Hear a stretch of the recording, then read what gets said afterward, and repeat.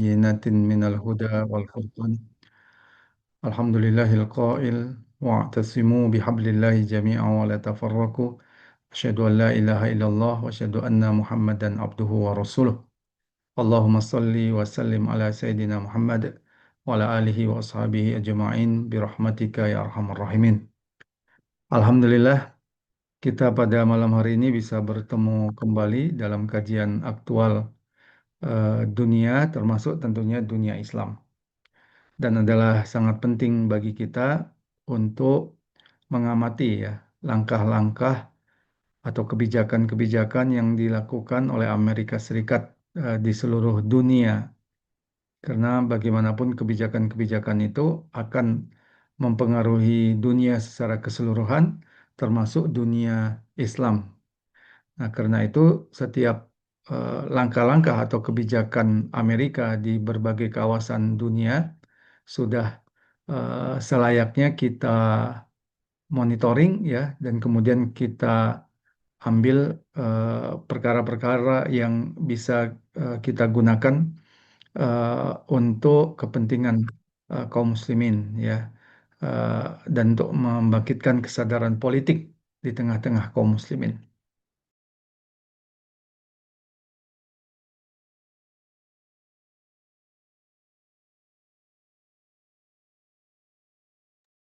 Baik, eh, berbicara tentang intervensi Amerika di Venezuela ya, ini jelas merupakan tantangan global sehingga peran dunia Islam sangat dipertanyakan, terutama untuk mencegah dominasi asing ya. Kenapa kita katakan tantangan global? Karena intervensi Amerika di Venezuela oleh banyak pihak disebut telah eh, mengacaukan ya tatanan hukum internasional atau tatanan politik internasional yang pada prinsipnya sekarang ini adalah tatanan politik internasional yang dibangun oleh Amerika Serikat sendiri atau oleh negara-negara kapitalisme dengan hukum internasionalnya termasuk dengan PBB-nya. Dengan adanya intervensi Amerika di Venezuela ini eh, semakin mengokohkan ya bahwa hukum-hukum internasional atau lembaga-lembaga internasional itu hanya akan digunakan oleh negara-negara kapitalis ya untuk kepentingan mereka. Ditambah lagi kalau pola-pola yang dilakukan oleh Amerika Serikat ini menjadi pola yang dinormalkan, ya, artinya dianggap biasa, ini akan semakin mengacaukan tatanan hukum internasional. Kita bisa bayangkan dengan seenaknya nanti negara kuat yang lain, sebutlah Rusia atau sebutlah Inggris misalkan, ketika memiliki kepentingan di suatu negara, kemudian menuduh kepala negara di negara tersebut melakukan kesalahan, kemudian diculik dan diadili di negara-negara besar tersebut. Ya, ini tentu akan meruntuhkan apa yang disebut sebagai kedaulatan negara yang selama ini dibangga-banggakan ya dalam hukum internasional. Kedaulatan negara ini akan bisa mencegah ya intervensi asing ya. Karena itu intervensi Amerika di Venezuela bisa disebut sebagai tantangan global. Nah, pertanyaannya adalah di mana peran dunia Islam, terutama untuk mencegah dominasi asing itu sendiri. Pertama kita akan melihat ya fakta penculikan Presiden Venezuela ini sesungguhnya menyingkap wajah imperialisme Amerika ya. Kita tahu bahwa Amerika itu adalah negara imperialis yang berbasiskan ideologi kapitalisme, di mana politik luar negerinya itu adalah menyebarluaskan kapitalisme di seluruh dunia. Sementara metodenya atau thariqah yang mereka gunakan sebagai thariqah yang atau metode yang baku tidak berubah adalah al-istimar atau penjajahan eh, dalam berbagai bentuk ya, baik itu penjajahan militer, penjajahan ekonomi atau penjajahan budaya. Jadi apa yang dilakukan oleh Amerika dengan menculik Nicolas Maduro ini eh, jelas merupakan bentuk dari imperialisme Amerika, di mana Amerika menghalalkan segala cara ya untuk kepentingan ekonomi dan politik dalam negerinya. Karena itu kalau kita lihat ya tuduhan terhadap Presiden Venezuela oleh banyak pihak itu dikatakan bersifat politis dan sepihak ya. Apalagi tidak melalui proses hukum yang adil dan independen. Termasuk dipertanyakan ya bagaimana suatu negara itu bisa kemudian mengadili ya kepala negara dari negara lain. Padahal hal seperti itu, kalaupun menggunakan hukum internasional, seharusnya dilakukan di pengadilan internasional, ya. Tapi ini tidak, ya. Demikian juga secara fakta, Venezuela juga bukanlah produsen narkoba, sebagaimana yang menjadi salah satu alasan dari Donald Trump ya untuk menculik Presiden Venezuela ini dengan tuduhan bahwa Nicolas Maduro terlibat dalam apa yang dia sebutkan sebagai narkoterorisme ya yang melindungi eh, peredaran narkoba dunia gitu. Karena itu apa yang dikatakan oleh Donald Trump seusai menyerang Venezuela ini pantas kemudian kita perhatikan ya. Sebagaimana yang dikatakan oleh eh, Donald Trump sendiri, Amerika akan mengendalikan Venezuela. Jadi Trump mengatakan Amerika akan mengendalikan Venezuela sehingga terjadi kekuasaan yang aman, tepat, dan bijaksana. Kemudian terkait dengan industri minyak, Trump juga mengatakan perusahaan-perusahaan Amerika akan masuk ke Venezuela untuk memperbaiki infrastruktur minyak dan mulai menghasilkan uang untuk negara tersebut. Ini tentu suatu hal yang patut dipertanyakan ya, apakah benar untuk rakyat Venezuela atau sebenarnya untuk Amerika Serikat sendiri ya. Eh, Demikian pula Donald Trump mengatakan siap melakukan serangan kedua ya, kalau kemudian Venezuela eh, belum dalam kondisi yang mereka harapkan. Sebagaimana biasanya Donald Trump menggunakan kata kemitraan ya kepada negara-negara yang ingin mereka tundukkan, ingin mereka kendalikan. Sementara alasan kemitraan ini sesungguhnya adalah alasan yang dibuat-buat ya. Bagaimana seorang mitra itu kemudian melakukan kejahatan terhadap negara yang disebut sebagai negara mitranya. Ataupun kalau kemitraan itu adalah kemitraan yang dipaksakan atau dikondisikan setelah negara itu ditundukkan. Jadi kemitraan seperti itu adalah kemitraan dalam ketertundukan ya. Eh, Demikian juga kalau kita lihat tuduhan narkoterorisme, sesungguhnya ini merupakan mencerminkan standar ganda Amerika. Karena Venezuela secara faktual itu hanya negara yang disebut sebagai negara transit narkoba. Jadi Venezuela ini bukan negara produsen narkoba ya. Dalam beberapa data seperti yang dilansir oleh PBB, justru Kolombia lah yang menjadi produsen kokain dunia yang terbesar, sekitar 60 sampai 70%. Sementara Kolombia atau Venezuela itu eh, hanya sebagai daerah yang dilintasi atau negara transit ya. Jadi bukan negara produsen. Negara produsen itu justru adalah Kolombia. Jadi 60 sampai 70% produksi kokain dunia sebagaimana yang dilaporkan oleh PBB itu diproduksi oleh Kolombia. Sementara kalau kita lihat Kolombia alih-alih diperlakukan sama seperti Venezuela, Kolombia bahkan menjadi sekutu strategis Amerika di Amerika Latin, bahkan menerima bantuan militer terbesar di kawasan itu. Ini tentu suatu hal yang dipertanyakan ya dan mencerminkan bukti standar ganda imperialisme Amerika Serikat. Demikian juga alasan bahwa Maduro adalah presiden yang tidak demokratis. Dalih demokrasi ini juga sesungguhnya dalih kepalsuan dengan tuduhan pemilu yang tidak sah. Eh, Sementara kalau kita lihat ya banyak rezim-rezim yang represif di dunia yang jelas-jelas tidak demokratis seperti Saudi misalkan yang dikenal dengan penguasa de facto-nya Bin Salman yang diketahui banyak melakukan penahanan terhadap bahkan terhadap ulama-ulama yang berseberangan dengan kebijakan liberalismenya Bin Salman itu kemudian ditangkapi oleh pemerintah Saudi. Demikian juga Mesir ya, yang bersikap represif terhadap pihak-pihak yang berseberangan dengan rezim Sisi sekarang ini. Namun Amerika tetap mendukung Arab Saudi dan Mesir, bahkan menjadi koalisi utama Amerika di Timur Tengah ya. Ini menunjukkan bahwa tuduhan atau dalih demokrasi ini adalah inkonsisten ya. Demokrasi dan HAM itu nyata-nyata menjadi eh, alat politik Amerika Serikat. Nah, demikian juga kalau kita lihat Amerika mendasarkan penyerangannya terhadap Venezuela dengan dalih kemanusiaan, dengan klaim menyelamatkan rakyat Venezuela.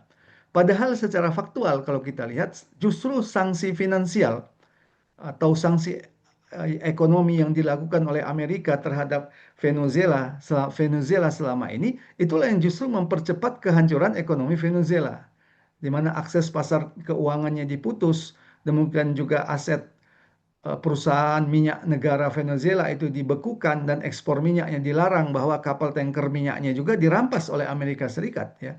Ini memberikan pengaruh yang ekonomi yang buruk terhadap Venezuela. Likuiditas negara tersebut semakin mengering gitu ya, produksi minyak anjlok ya.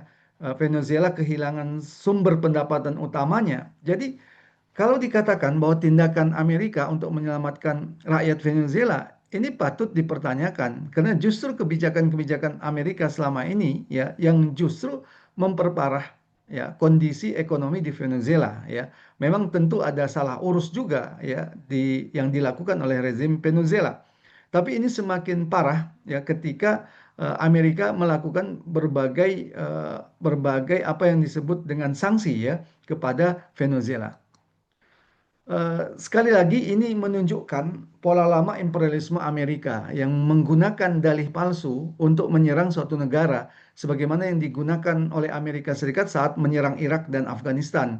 Di Irak pada waktu itu Amerika mengatakan bahwa negara itu menyimpan senjata pemusnah massal. Bahkan Colin Powell, Menteri Luar Negeri Amerika di sidang PBB itu memberikan seolah-olah bukti yang kuat ya dengan gambar-gambar satelit ya, seolah-olah memang negara Irak itu menyimpan senjata-senjata pemusnah massal. Tapi apa yang terjadi ketika terjadi intervensi ke Irak, senjata pemusnah massal itu tidak ditemukan gitu. Demikian juga Afghanistan. Afghanistan dituduh melindungi pelaku-pelaku serangan WTC dan itu tidak pernah terbukti ya. Jadi ini sesungguhnya adalah pola lama imperialisme Amerika dengan menggunakan dalih-dalih palsu untuk menjadi alasan melakukan kejahatannya di dunia internasional.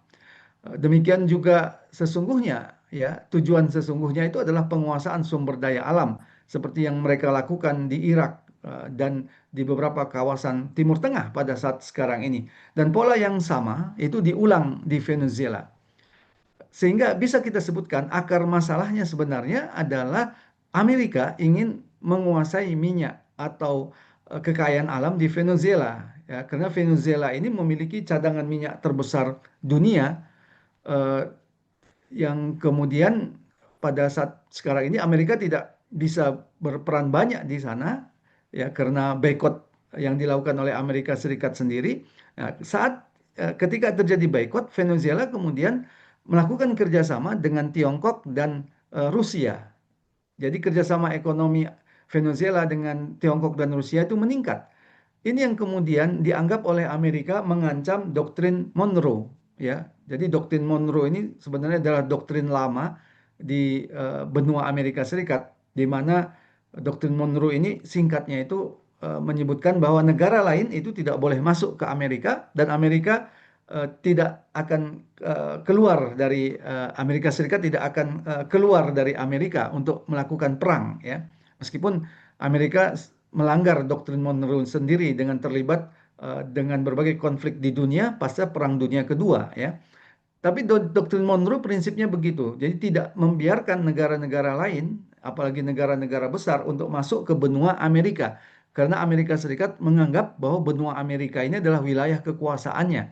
Maka ketika Tiongkok dan Rusia menjalin kerjasama dengan Venezuela ini dianggap membahayakan Amerika, tepatnya melanggar doktrin Monroe yang sudah ditetapkan oleh Amerika.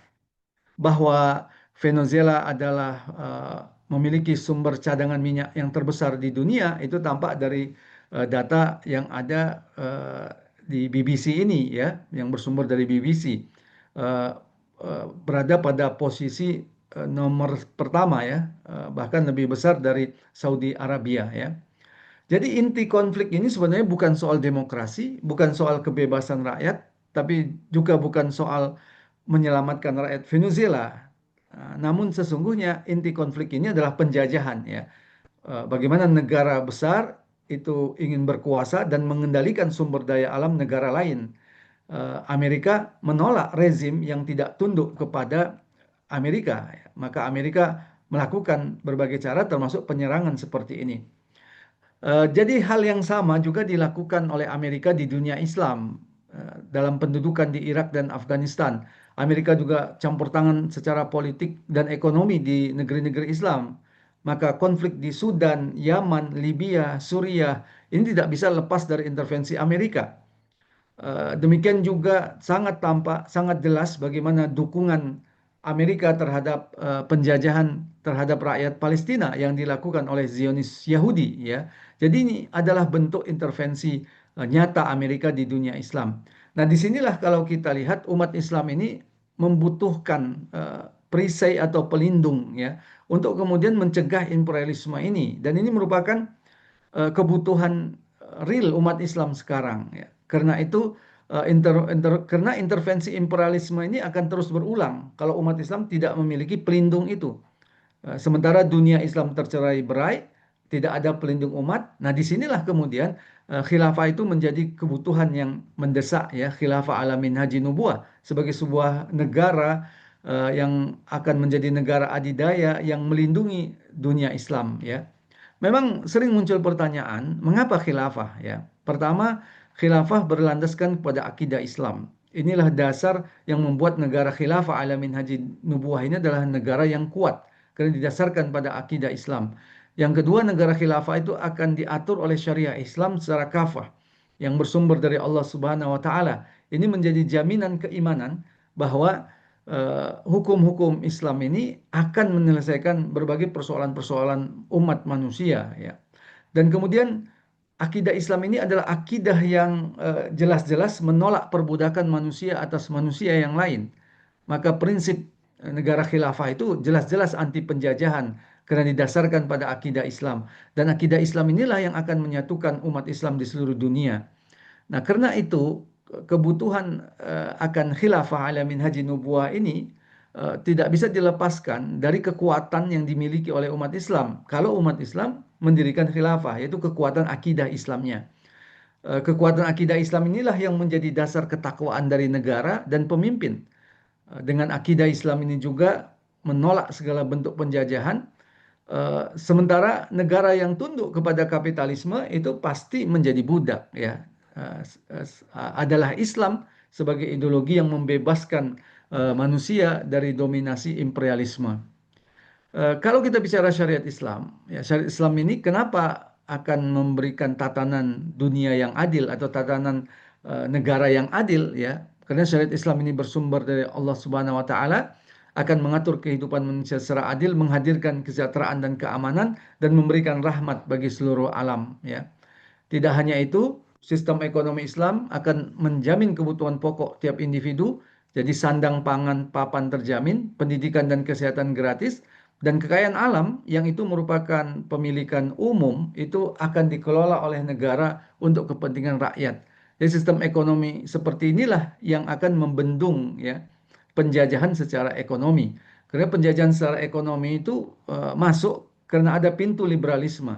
Nah, inti dari liberalisme itu adalah pemilikan umum yang sesungguhnya merupakan milik rakyat itu diserahkan kepada swasta, termasuk asing ya. Nah, Islam sebagai agama yang anti penjajahan itu menutup pintu itu ya. Islam mengharamkan ya kepemilikan umum itu diserahkan kepada individu, apalagi swasta, apalagi asing ya, apalagi asing yang merupakan negara imperialis. Karena dalam pandangan Islam, kekayaan alam yang merupakan kepemilikan umum itu harus dikelola oleh negara dengan baik dan hasilnya itu digunakan untuk kemaslahatan rakyat ya. Demikian juga kalau kita lihat ekonomi Islam ini akan menghentikan bahaya liberalisme yang terjadi saat sekarang ini, di mana liberalisme itu telah melahirkan kesenjangan antara kaya dan miskin, kemiskinan yang meluas, demikian juga pengangguran, sumber daya alam dikuasai oleh oligarki kapitalis, dan liberalisme telah menjadi pintu jalan penjajahan ya. Nah, dengan khilafah inilah, alamin haji nubuah inilah, bahaya liberalisme ini bisa dibendung dengan nyata ya. Demikian juga sistem sistem hukum khilafah yang bersumber dari wahyu menempatkan kedaulatan itu di tangan syariah. Sementara kalau kita lihat sistem sekuler, dalam hal ini demokrasi, itu menyerahkan kedaulatan pada manusia. Celah inilah yang membuat kenapa para pemilik modal itu kemudian mengendalikan hukum. Ya, karena kedaulatan hukum itu atau hak membuat hukum itu diserahkan kepada manusia. Sementara dalam sistem demokrasi yang berkuasa itu adalah para pemilik modal dalam politik. Dan ketika para pemilik modal ini berkuasa, mereka akan mengendalikan negara dengan hukum yang bersumber dari manusia tadi untuk kepentingan para pemilik modal. Nah, ini akan dipangkas oleh negara khilafah ketika menempatkan kedaulatan membuat hukum itu hanya di tangan Allah Subhanahu wa taala semata-mata. Tidak hanya itu, kenapa khilafah ini akan membendung intervensi asing? Karena ini akan menyatukan negeri-negeri Islam dan ini akan menjadikan kekuatan yang luar biasa yang akan menghancurkan sekat-sekat negara bangsa atau nation state yang selama ini telah memecah belah negeri Islam, memperlemah negeri Islam dan menyatukan potensi geopolitik dan ekonomi di negeri-negeri Islam. Sehingga dengan khilafah ini ya umat Islam akan bisa menjadi kekuatan penyeimbang imperialis yang sangat dibutuhkan oleh dunia sekarang ini. Tadinya dunia berharap kepada sosialisme untuk mengimbangi kapitalisme, tapi sosialisme gagal ya. Eh, Apa yang disebut dengan solidaritas negara-negara kiri atau sosialisme di Amerika Latin sekarang ini juga tidak tampak menjadi kekuatan yang nyata ya. Padahal Venezuela itu termasuk negara kiri ya. Bolivia, Honduras, Kuba dan negara-negara lain cenderung tidak bereaksi secara signifikan ya. Ini menunjukkan bahwa sosialisme memang tidak bisa diharapkan lagi begitu. Nah, harapan satu-satunya itu adalah kepada kekuatan Islam yang akan menyatukan umat Islam di seluruh dunia, yang akan bisa mengimbangi negara-negara imperialis ya. Dan tidak kalah penting ya, mengapa harus khilafah ala minhaji nubuah? Karena khilafah ala minhaji nubuah ini akan menyingkirkan penguasa-penguasa pengkhianat atau ruwaibidah di tengah-tengah negeri kaum muslimin ya. Karena intervensi asing atau penjajahan yang terjadi di negeri-negeri Islam itu bisa terjadi karena adanya pengkhianat-pengkhianat ya, terutama para penguasa-penguasa mereka yang melayani kepentingan-kepentingan asing, termasuk memberikan jalan luas ya dengan sistem kapitalisme yang memberikan ruang yang nyata gitu ya untuk kemudian terjadinya penjajahan. Ini bisa kita lihat terjadi pada saudara-saudara kita di Palestina ya. Bagaimana diamnya penguasa-penguasa Arab ya membuat saudara-saudara kita di Palestina dibantai begitu saja, dizolimi begitu saja tanpa ada perlawanan yang berarti ya.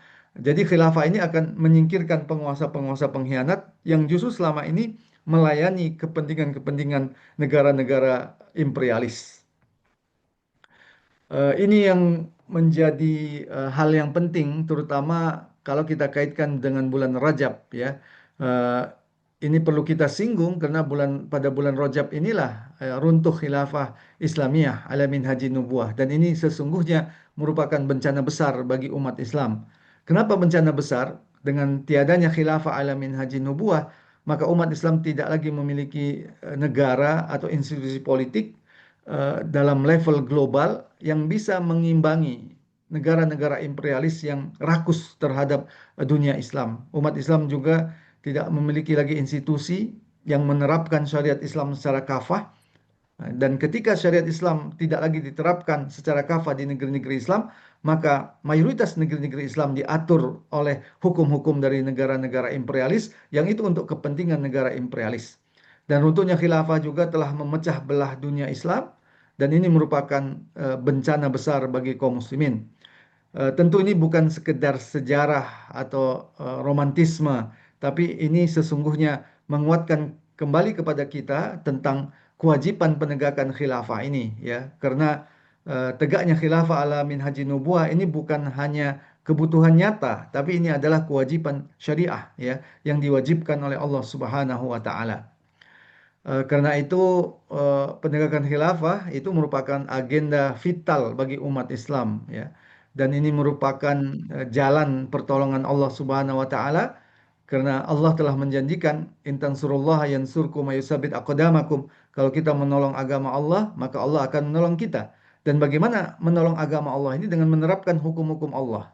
Ya, jadi kalau kita menerapkan hukum-hukum Allah, maka Allah telah menjamin bahwa pertolongan Allah akan datang, ya. Ini akan juga mengembalikan kemuliaan Islam dan akan menghancurkan dominasi penjajah, ya. Karena itu khilafah Rasyidah ala minhaji nubuwah sesungguhnya adalah jalan pembebasan dan kemuliaan bagi umat Islam dan khilafah ala minhaji nubuwah adalah harapan bagi tatanan dunia Islam yang adil. Demikian Ustadz Azhar. Terima kasih. Masih di mood tuh. Oh iya, Masya Allah. Alhamdulillah, syukuran Ustaz. Masya Allah. Ini sepertinya peserta kita tidak bersabar untuk bertanya, Ustaz. Sudah banyak pertanyaan yang masuk. Ini catatan kami ada sekitar 8 sampai ya 7 atau 8 peserta yang bertanya. Ini kita coba pilih dulu ya Bapak Ibu. Ustaz mau nanti waktunya mungkin di pertanyaannya kita coba sortir dulu yang sangat berkaitan dengan tema kita. Insya Allah nanti kita akan mintakan beliau ya prioritaskan dulu. Pertanyaan dari Ibu Alma Ustadz, ini sangat penting kayaknya kita tanggapi. Assalamualaikum Ustadz, bagaimana cara kerja kontra intelijen? Mengapa pasukan Intel Maduro bisa dibeli oleh Amerika? Lantas bagaimana nanti khilafah mengantisipasi aktivitas bogot ataupun demo kerusuhan besar yang ingin mengganti sistem khilafah itu? Mohon tanggapan itu. Ya, ini memang pertanyaan yang sangat penting, ya. Apalagi kita melihat kondisi Iran yang sekarang ini juga memanas. Terjadi demonstrasi besar-besaran dan pihak Iran mengatakan itu tidak bisa dilepaskan dari intervensi Amerika Serikat, ya, atau agen-agen Mossad yang memang sudah lama berkeliaran di Iran, ya.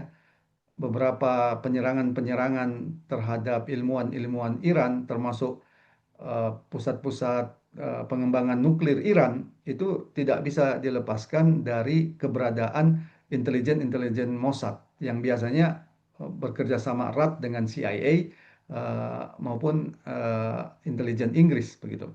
Nah, ini tentu menjadi pertanyaan besar bagi kita, ya. Bagaimana nanti kalau berdiri negara khilafah ala minhajin nubuwah mencegah ini, ya. Pertama yang harus kita pahami, ya, negara khilafah ala minhajin nubuwah ini adalah negara yang dibangun atas dasar ideologi Islam, ya. Dan basis ideologi Islam itu akan membangun ketakwaan. Dari basis ideologi Islam ini akan membangun ketakwaan, yaitu rasa takut kepada Allah Subhanahu wa taala. Dan ketakwaan inilah yang akan menjadi kunci yang sangat penting, ya, untuk mencegah berbagai bentuk intervensi, ya, termasuk mencegah adanya pihak-pihak yang ingin melakukan disintegrasi di negeri-negeri Islam atau ada upaya-upaya wugot atau pemberontakan misalkan, yaitu ketakwaan, ya, ketakwaan kepada Allah Subhanahu wa taala. Berdasarkan ketakwaan inilah rakyat itu sadar persis, sadar benar bahwa khilafah ala minhaji nubuwah itu harus dijaga keberadaannya. Karena ketiadaan negara khilafah ala minhaji nubuwah ini telah menyebabkan eh, kerusakan dan penghancuran yang besar di negeri-negeri Islam selama ini. Karena dengan tidak adanya khilafah ala minhaji nubuwah, negeri-negeri Islam menjadi negeri yang sangat rapuh, tidak ada lagi yang melindunginya. Urusan-urusan kaum muslimin justru diatur oleh negara-negara liberal untuk kepentingannya. Jadi kesadaran bahwa negara khilafah ini harus dijaga, ini menjadi kesadaran yang berbasiskan kepada ketakwaan kepada Allah Subhanahu wa taala. Ya. Karena di dalam Islam ya ada kewajiban untuk mencegah disintegrasi misalkan. Ada kewajiban untuk memerangi bughat ya, karena hal-hal itu adalah perkara-perkara yang akan menghancurkan negara. Jadi dengan dasar ketakwaan ini, intervensi negara-negara asing itu akan diminimalisir ya. Kita tidak mengatakan bahwa tidak ada sama sekali, tapi akan diminimalisir ya. Karena sejatinya kenapa satu negara itu bisa diintervensi, itu biasanya karena di negara itu ada pengkhianat-pengkhianat tadi. Nah, pengkhianat-pengkhianat itu bisa pada level penguasa mereka, bisa pada level elit-elit politik atau level militer misalkan, termasuk kondisi rakyat sendiri. Nah, Islam dengan dasar ketakwaan tadi bahwa negara ini adalah negara milik bersama yang harus dijaga. Jadi bisa jadi orang tidak setuju kepada penguasanya atau kepada khalifah. Tapi itu tidak menjadi alasan untuk kemudian memerangi khalifah, ya. Karena di dalam Islam ada kewajiban taat kepada khalifah. Nah, meskipun ketaatan kepada khalifah ini ketaatan yang terikat gitu ya, dibatasi dengan apa? Selama khalifah tidak melakukan dua hal. Pertama, memerintahkan kepada kemaksiatan, karena dalam Islam la ta'ata li makhlukin fi ma'siyatil khaliqi, tidak ada ketaatan kepada makhluk ya dalam maksiat kepada Allah. Yang kedua, selama khalifah tidak menunjukkan kufron bawahan atau kekufuran yang nyata. Ya. Tapi kalau khalifahnya masih ya tidak masuk dalam kategori dua perkara itu, ketaatan itu tetap ya harus ada pada khalifah. Dan ketaatan pada khalifah itu bukan berarti menghilangkan kewajiban melakukan muhasabah, muhasabah lil hukam kepada khalifah ya. Ini yang juga akan menjaga negara khilafah ini akan menjadi negara yang kuat. Intinya adalah berbasiskan kepada ketakwaan. Ini yang penting. Yang kedua, kenapa negara khilafah itu akan meminimalisir ya masuknya intervensi asing atau pengkhianat-pengkhianat. Pertama karena negara khilafah ini akan mengatur rakyatnya itu dengan benar, gitu. Jadi pengkhianat-pengkhianat itu bisa mendapatkan tempat di hati rakyat, ya. Demikian juga gerakan-gerakan disintegrasi, gerakan-gerakan yang ingin melakukan pengacauan, ya itu bisa mendapatkan tempat di hati rakyat karena negara atau penguasa gagal mengurus rakyat, gagal menjamin kebutuhan pokok tiap individu rakyat, gagal untuk menjamin pendidikan yang gratis dan kesehatan gratis ya. Inilah yang menyebabkan ya intervensi sangat mungkin terjadi ya, termasuk seperti yang terjadi di Iran sekarang. Di Iran memang ekonominya itu lagi benar-benar lagi anjlok gitu ya. Mata uang Iran tuh benar-benar jatuh gitu. Nah, karena itu ketika negara khilafah mampu mengurus rakyatnya dengan baik, dan kenapa negara khilafah ini akan mampu mengurus rakyat dengan baik, di mana rakyatnya disejahterakan, hukumnya ditegakkan, keadilan berlaku sama, ini yang membuat rakyat itu cinta kepada penguasanya, cinta kepada negara khilafah, dan ini akan meminimalisir peluang-peluang untuk pihak lain untuk melakukan kekacauan ya, karena tidak ada alasan bagi mereka untuk melakukan pemberontakan misalkan. Mereka disejahterakan, keadilan ada terjadi pada mereka ya. Ini cara negara khilafah untuk membendung itu. Jadi dengan penerapan syariat Islam yang kafah ya, sehingga kemudian keamanan terwujud, hukum menjadi tegak, kesejahteraan bisa dijamin, ini akan mencegah intervensi itu. Yang kedua, kenapa negara khilafah akan bisa menghentikan intervensi itu? Karena hukum pada negara khilafah adalah hukum yang berbasiskan kepada kedaulatan di tangan syara. Ya, Eh, intervensi itu bisa terjadi yang paling mendasar di samping yang tadi kita sebutkan, faktor-faktor penting maksudnya. Faktor penting yang lain itu ketika hukum itu diserahkan kepada manusia. ya. Itulah yang membuat penjajahan itu bisa terjadi di satu kawasan. Sebutlah misalkan Indonesia pasca reformasi, ya. Indonesia pasca reformasi terjadi liberalisasi hukum-hukum atau undang-undang, terutama terkait dengan undang-undang pengelolaan sumber daya alam. Muncullah undang-undang migas, muncullah undang-undang sumber daya alam, ya, muncullah undang-undang kelistrikan. Yang dengan undang-undang ini justru memberikan jalan bagi negara-negara liberal, negara-negara imperialis untuk kemudian menguasai dan mengendalikan ekonomi kita. Nah, negara khilafah itu akan menutup hal itu. Nah, karena sistem yang dibangun itu, sistem politik yang dibangun itu bukan sistem politik yang didasarkan pada kedaulatan manusia, tapi didasarkan kepada kedaulatan syariah Islam, ya. Dan itu akan mencegah intervensi manusia masuk di sana. Memang bisa jadi khalifah menyimpang, itu sangat mungkin, ya. Tapi karena hukumnya itu jelas, ya, penilaian terhadap penyimpangan khalifah itu juga menjadi jelas. Ini yang berbeda dengan sistem demokrasi. Sistem demokrasi itu ukuran menyimpang atau tidak sebenarnya kabur.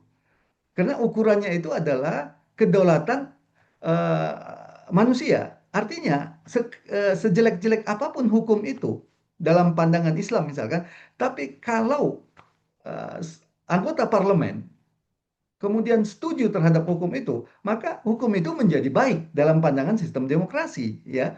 Disitulah kemudian menjadi celah, ya, masuknya intervensi asing ketika dibuat hukum yang memberikan jalan bagi kekuatan asing untuk masuk ke sana. Contoh misalkan, bagaimana mungkin, ya, di dalam hukum terkait dengan pengelolaan sumber daya alam kita, kalau terjadi perselisihan antara Indonesia dengan dengan perusahaan-perusahaan asing misalkan, maka kita harus merujuk, ya, merujuk ke arbitrase internasional, merujuk kepada hukum-hukum internasional. Itu kan artinya sama saja kalau ada persoalan kita memberikan leher kita gitu ya kepada hukum internasional.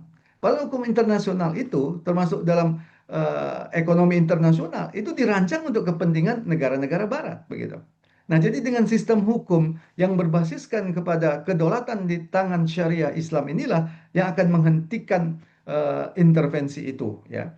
Eh, yang kedua adanya amar ma'ruf nahi mungkar. Ini sangat penting, ya. Karena dalam sistem khilafah ya sangat mungkin khalifahnya itu menyimpang, isa'atut tadbiq. Nah, karena itu eh, harus ada ketakwaan, ya, dari rakyat, ya, untuk kemudian melakukan koreksi terhadap penguasa yang menyimpang itu. Inilah yang kemudian nanti, ya, peluang terjadinya apa yang ditanya oleh Bu siapa tadi? Bu Alma, ya, Ibu atau apa ini, ya?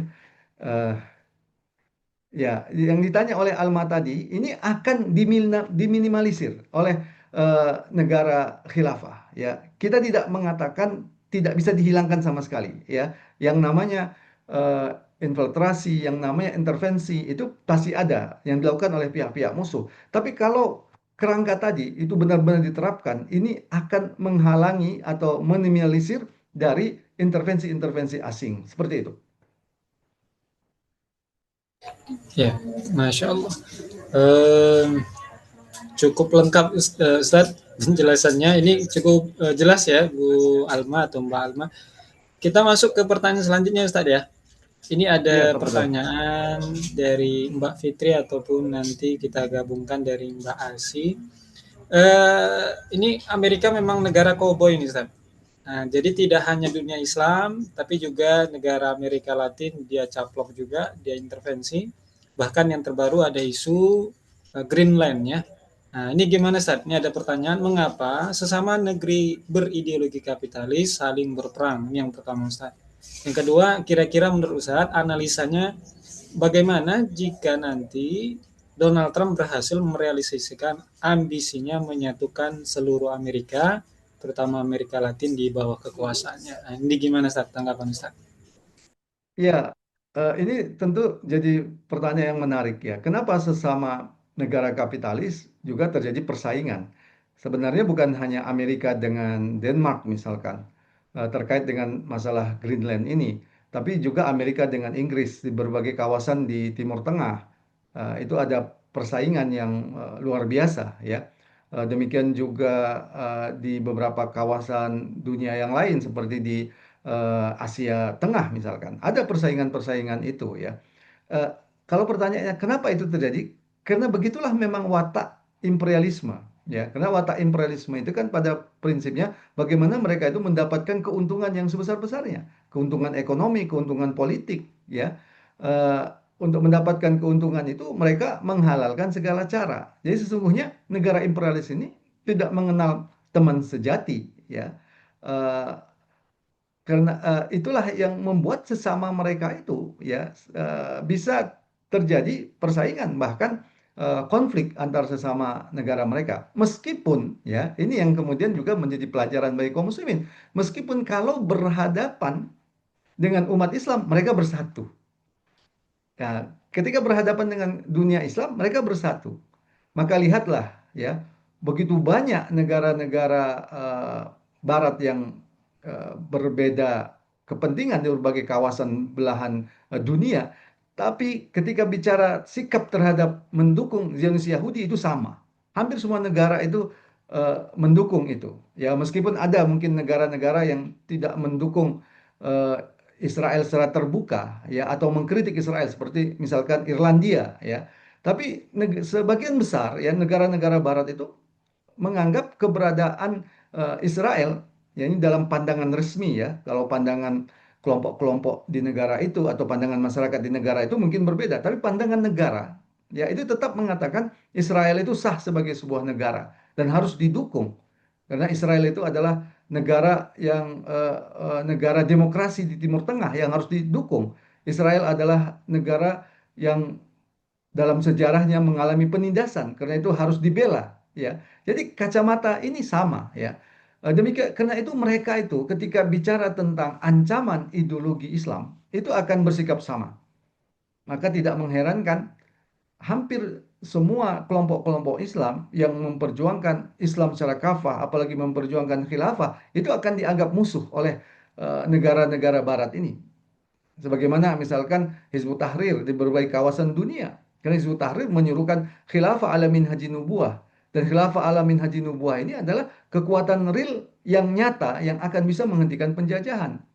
Ya, termasuk mereka juga seperti Amerika dan beberapa negara Eropa memasukkan Al-Ikhwanul Muslimun sebagai kelompok teroris ya. Ini karena mereka melihat ya Islam itu sebagai ancaman. Jadi kalau ditanya kenapa mereka saling bersaing, karena itulah watak imperialisme. Mereka ingin meraih keuntungan yang sebesar-besarnya, tapi ketika berhadapan dengan musuh yang satu, mereka bersatu. Nah, sebaliknya negeri-negeri Islam tidak seperti itu, begitu ya. Negeri Islam rela dipecah belah oleh negara-negara imperialis dan mereka juga rela untuk kemudian menjadikan saudara mereka sendiri sebagai musuh ya untuk melayani kepentingan negara-negara imperialis ini ya. Itu catatan terkait dengan sikap Barat ya. Nah, tadi ada pertanyaan bagaimana kalau Donald Trump berhasil merealisasikan ambisinya untuk mempersatukan Amerika Latin. Sebenarnya Amerika Latin di bawah doktrin Monroe, termasuk setelah Perang Dunia Kedua, ya, itu masih benar-benar dalam kendali Amerika, ya. Eh, Meskipun di masa Perang Dingin, ya, memang ada pertarungan dengan eh, pihak Rusia atau pihak Soviet pada waktu itu, karena pihak Soviet juga memiliki kepentingan atau menjalin hubungan dengan negara-negara tertentu di Amerika Latin ya yang dikenal sebagai negara-negara kiri ya. Tapi secara umum ya Amerika Amerika itu ya di bawah kendali Amerika Serikat ya.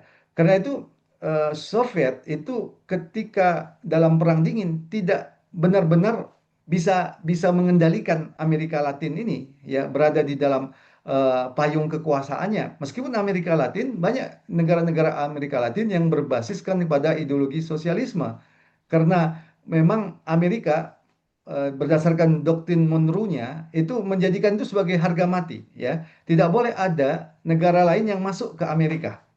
Ya, itu prinsip doktrin Monroe. Itulah yang dikembangkan juga, diperluas oleh Donald Trump saat sekarang ini, dan ini menjadi alasan untuk menyerang Venezuela karena dianggap melanggar prinsip doktrin Monroe dari Amerika Serikat sendiri ketika Venezuela menjalin hubungan dengan Cina dan Rusia gitu. Nah, jadi sebenarnya eh, sampai saat sekarang ini Amerika Latin itu berada dalam kendali Amerika ya, walaupun ada pasti gejolak-gejolak di sana sini ya.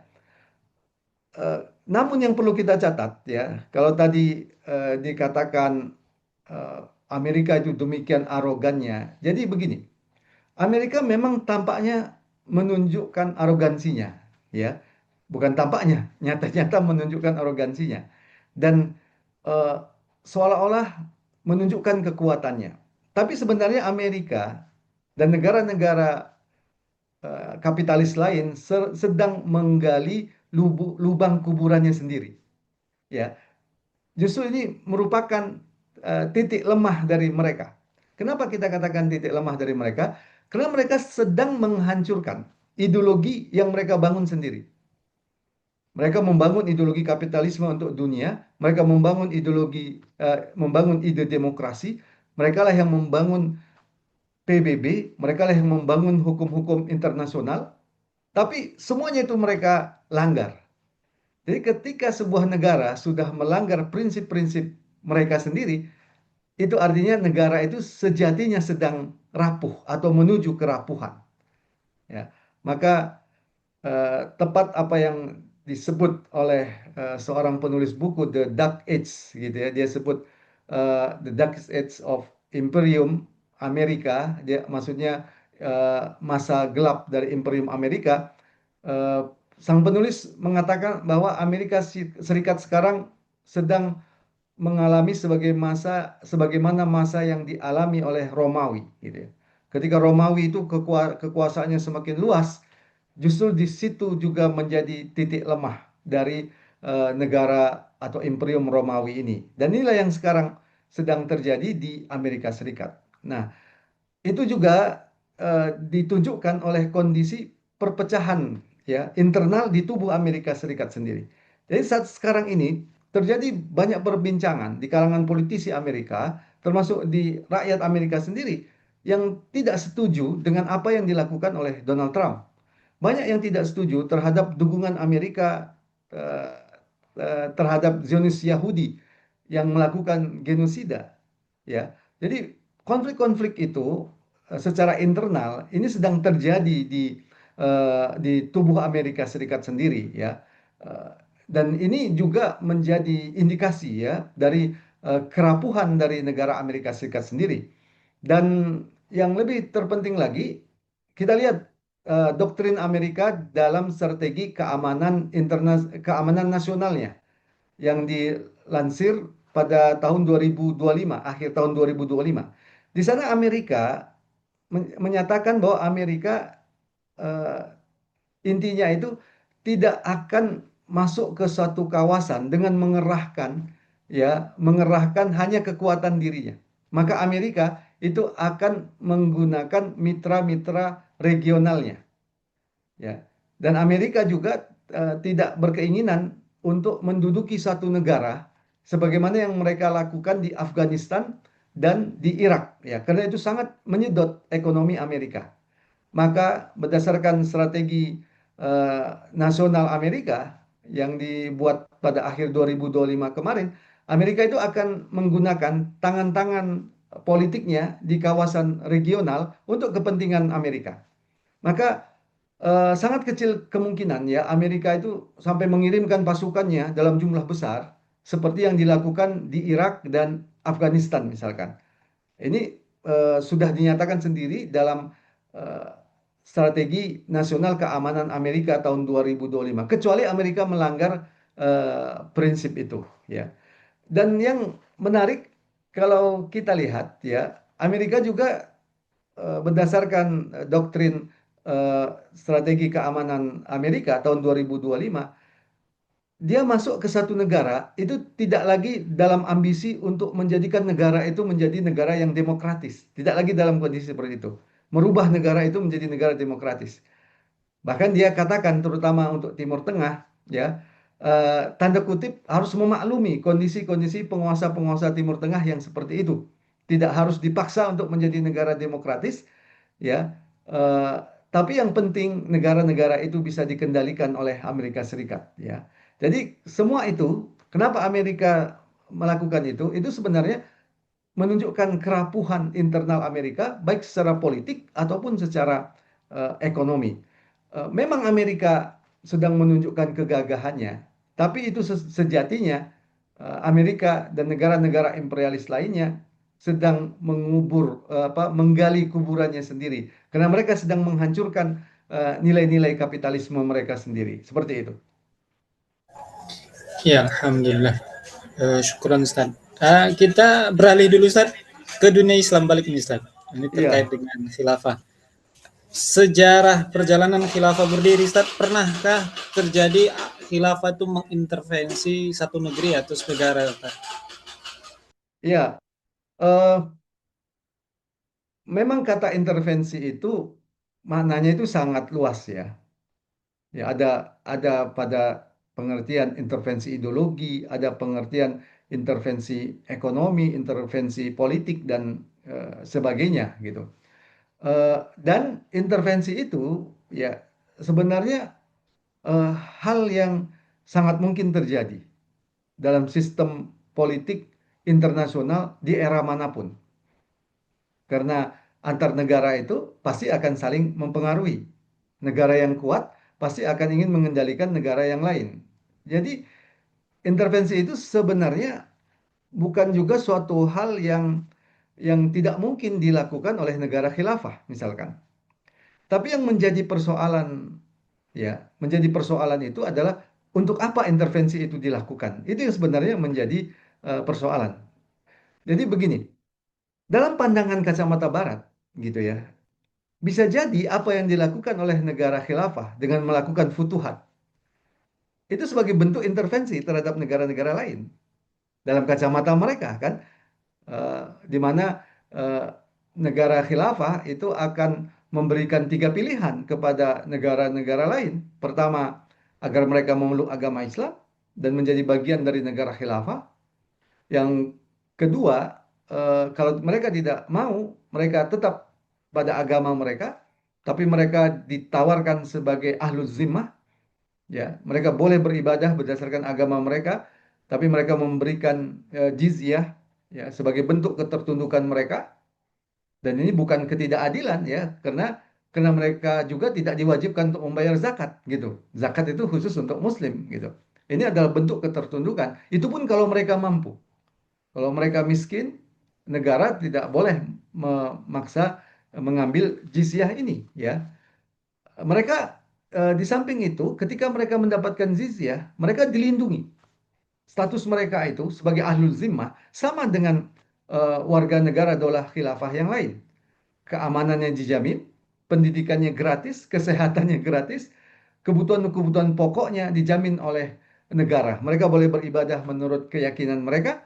Ya, tentu mereka tidak boleh menyiarkan agama mereka. Ya, bagaimana mungkin negara khilafah membolehkan, membiarkan kekufuran, begitu ya. Tapi bahwa mereka beribadah menurut agama mereka itu dijamin oleh negara. Itulah posisi yang kedua, ahlul zimmah.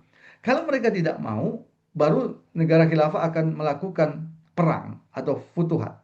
Ya, dengan perang. Dan perang ini adalah langkah terakhir. Dan perang ini sejatinya bukan untuk memerangi rakyat, tapi untuk kemudian eh, memerangi penguasa mereka yang menghalangi Islam masuk ke wilayah mereka. Maka sangat mungkin terjadi, ya, ketika negara khilafah baru menggerakkan pasukannya, begitu, baru menggerakkan ini atau tanda kutip baru menggertak, negara musuh itu sudah tunduk, ya. Eh, Seperti yang terjadi pada Bani Fadak, ya, ini eh, kabilah Yahudi, ya. Bani Fadak ini datang pada Rasulullah pada waktu itu dan melakukan perjanjian damai dengan Rasulullah Sallallahu Alaihi Wasallam. Jadi tidak selalu itu dalam bentuk perang, gitu ya. Itu sangat mungkin terjadi. Nah, kalau kita bicara apakah ini intervensi? Mungkin dalam kategori Barat ini intervensi. Ini intervensi, gitu. Namun intervensi itu kan tidak selalu negatif. kalau dibangun oleh dasar ideologi yang benar, ideologi yang sahih, yaitu Islam. Yang jadi masalah sekarang ini adalah intervensi itu dilakukan oleh negara kapitalis dengan ideologinya yang busuk, yang tujuannya adalah untuk merampas kekayaan alam negara lain. Itu yang jadi persoalan, untuk mengendalikan negara lain dan merampas kekayaan alamnya. Dan itu tidak terjadi pada Islam, ya. Jadi ketika Islam masuk ke satu wilayah, Islam tujuannya itu bukan untuk merampas kekayaan alamnya, tapi agar wilayah tersebut memeluk Islam, walaupun bukan dengan paksaan. Jadi ketika Islam dipraktekkan di sana, yang non-Muslim itu merasakan hidupnya, indahnya hidup di bawah naungan negara khilafah. Ini yang membuat mereka juga akan berbondong-bondong untuk memeluk agama Islam, dan itulah yang kemudian eh, terjadi gitu ya. Jadi bukan untuk merampok kekayaan alamnya. Maka kalau kita lihat dakwah yang dilakukan oleh khilafah juga menjangkau negara wilayah-wilayah yang dikenal sebagai wilayah-wilayah yang minus, ya. Ya sebutlah Afrika, ya. Dari dulu kan negara-negara Afrika itu sebagian besar adalah negara yang minus, ya. Apalagi belum belum ditemukan minyak dan gas gitu ya. Kalau emas memang sudah ada gitu. Ketika belum ditemukan emas, apa namanya, tambang-tambang minyak dan gas, yaitu disebut negara-negara minus. Eh, padang pasir yang sering mengalami kekeringan, tapi dakwah terus berjalan di sana. Di Somalia dakwah terus berjalan di sana. Di Nigeria dakwah Islam berjalan di sana, dan itu menjadi bagian dari negara khilafah. Alih-alih negara khilafah merampok kekayaan alamnya, justru negara khilafah itu ketika meluas sampai ke Nigeria, ke wilayah-wilayah yang minus seperti Somalia misalkan, justru negara khilafah itu menjamin kebutuhan-kebutuhan mereka agar mereka tidak dalam keadaan kondisi kelaparan akibat kondisi alam seperti itu.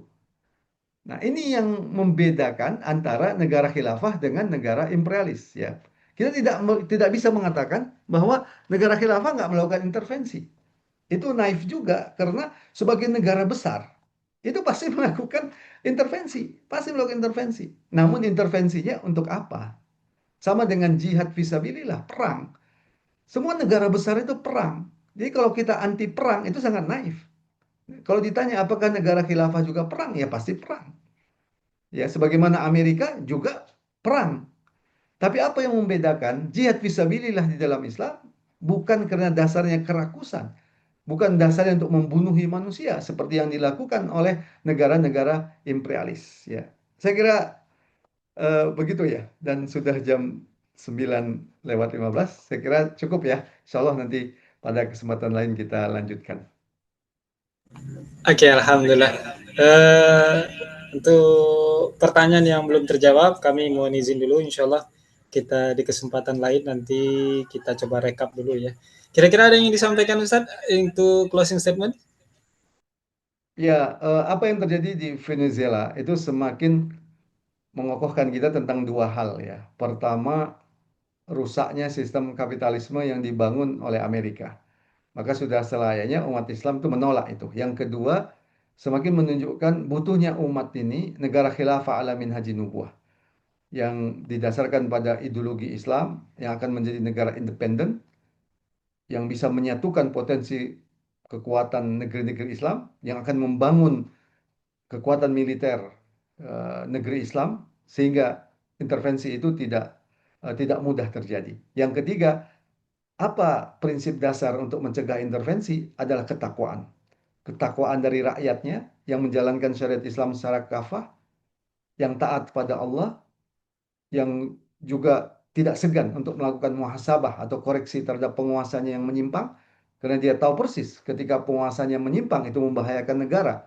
Dan ketaatan kepada rakyat, ketaatan dari rakyat untuk benar-benar menjaga negaranya. Karena negara ini adalah sesuatu yang sangat dibutuhkan oleh umat, dan ini adalah harga mati. Yang kedua adalah ketakwaan para pemimpinnya, pemimpin yang sadar ya bahwa mereka akan dituntut pertanggungjawaban di hadapan Allah Subhanahu wa taala. Dan ketakwaan inilah yang membuat pemimpin itu dicintai oleh rakyat, dan itu tidak memberikan celah sedikit pun bagi negara-negara imperialis untuk melakukan propaganda busuk mereka di negara yang didasarkan pada syariat Islam. Karena apa yang mereka tuduhkan tidak ada buktinya. Mereka misalkan bisa jadi menuduh bahwa Islam tidak memperhatikan wanita, dengan syariat Islam ditunjukkan bagaimana Islam itu sangat memperhatikan para muslimah. Mereka mengatakan para muslimah tidak diberikan kesempatan untuk menempuh pendidikan.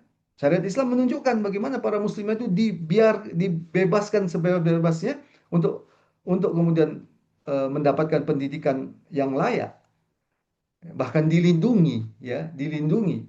Nah, jadi apa tuduhan-tuduhan Barat itu akan termentahkan. Nah, disitulah kekuatan opini umum dunia itu bisa kita raih ketika Islam itu sudah diterapkan.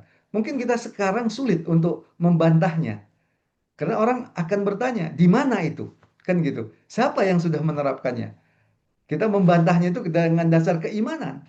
Tapi bayangkan kalau negara khilafah ada, dan ini bukan negara khilafah abal-abal, tapi negara khilafah yang benar-benar, maka tuduhan-tuduhan mereka itu akan terbantahkan sendiri dengan pelaksanaan syariat Islam secara kafah. Nah, situlah pentingnya umat Islam itu memiliki negara khilafah ala minhajin nubuwah. Demikian sebagai penutup. Terima kasih.